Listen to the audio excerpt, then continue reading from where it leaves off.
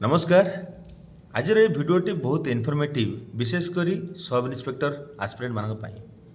विभिन्न पिला मनरे विभिन्न प्रकार क्वेश्चन अच्छी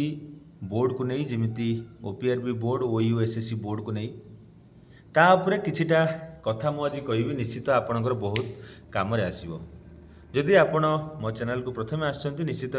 सब्सक्राइब करदे भिडटी को लाइक करदे और सांग मान मध्य भिडटी को शेयर करदे। देखु 2018 मसीह जितेबाला आम फर्म पकईलु से समय आम OSSC अंडर फर्म पकईलु से selection criteria total mark syllabus सबू अलग प्रकार थिला किंतु परवर्ती मुहूर्त में जब 2022 रे एग्जाम हम बोली स्थिर है से समय सिलेबस कंप्लीटली चेंज हो गला से समय भायाबस उठीगला एवं आमको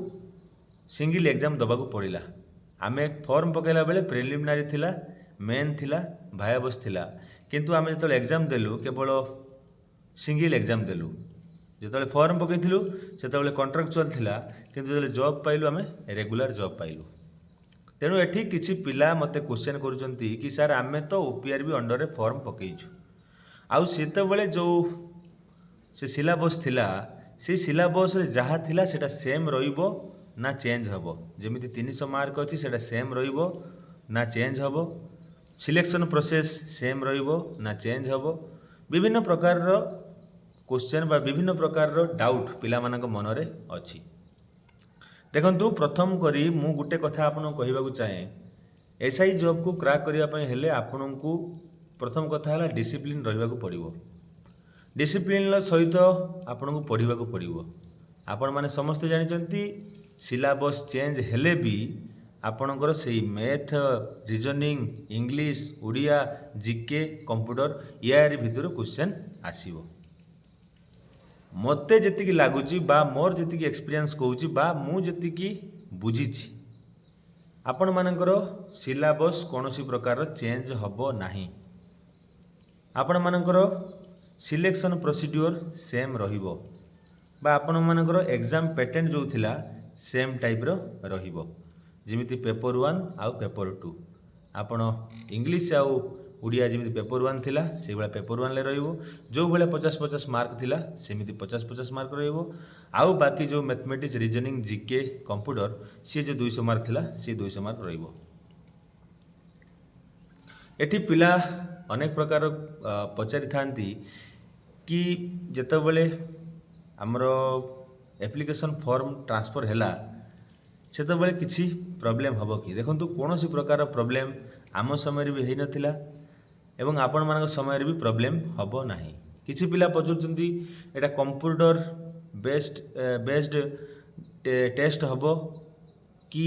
हमरो मैनुअल हबो देखंतु ता ऊपर तो वर्तमान स्थिर करा जाय नाही जेतिकी लागुची कंप्यूटर रे आपणकर एग्जाम हेबार चांसेस अधिक अच्छी। किसी पिला पचारुचंती कि सर एटा नॉर्मलाइजेशन हबो कि देखंतु नॉर्मलाइजेशन हबो नाही थरे नॉर्मलाइजेशन प्रोसेस हेइथिला बहुत प्रकार कंट्रोवर्सी स्टार्ट हेइची तेणु से भलिया हबो नाही आपनकु 2 दिन रे एग्जाम सरीबो बा गुटे दिन रे आपनकर एग्जाम सरीबो कोनोसी प्रकार नॉर्मलाइजेशन हबो नाही परसेंटाइल सिस्टम नाही आपण माने जेते मार्क रखिबे सेटा आपन पई बेनिफिट हबो। तेणु या उपरे जदि आपण मानकर आउ किछि डाउट थाए सिलेबस रे आपण केते पिला कहिले कि से समय रे जेतेबेले फिजिकल थिला से समय हडल्स थिला वर्तमान लो फिजिकल रो किछि नाही केवल 1600 अछि आउ लॉन्ग जंप अछि आउ जो माने एसआई आर्म पई प्रिफर करथिबे से माने 5 किलोमीटर रनिंग करिवे आउ जो माने फायर पई देथिबे से मानको स्विमिंग आउ रोपिंग करियो पड़िबो। देखंतु फिजिकल भी कौन चेंज हम ना सेम टू सेम रोवराली कहवा गले किछिटा पॉइंट आपण मैंने मन रखिए केवल एप्लिकेशनटा ट्रांसफर हम ओपीआरबी रु ओयूएसएससी को आउ किछि सेमिति परिवर्तन हम ना जेते दूर लगुच परिवर्तन जदि भी हैला सेते इफेक्ट आपण उपरे पड़िबो नाही जदि भी चेंज हैला किछिटा चेंज हम जो चेंजेस की आपण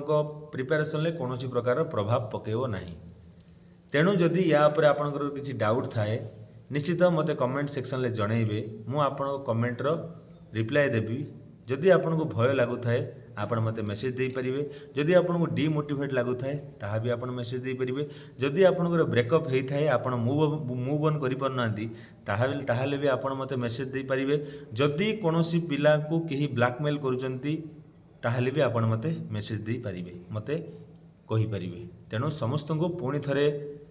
ऑल द वेरी बेस्ट। आपण माने प्रिपरेशन को भलसे करंतु, भगवान शरण नियंतु,